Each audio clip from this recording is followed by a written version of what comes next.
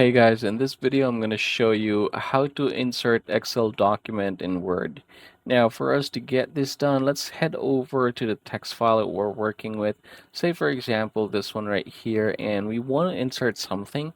If we are going to head over here where you have the object, create from file, and then you're gonna browse the document. So say for example the sample file right here, I'm gonna click insert and click OK, and what's gonna happen is this thing is gonna pop up. I'm just gonna enable this one, and you can see that now it's here.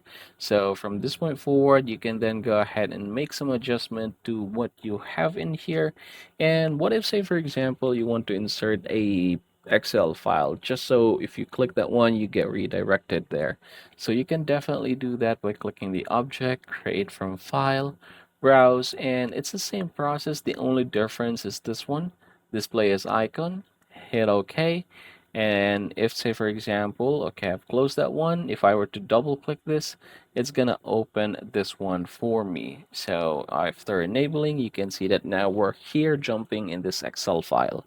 And that, everybody, is the easiest way in order for us to insert Excel document in Word.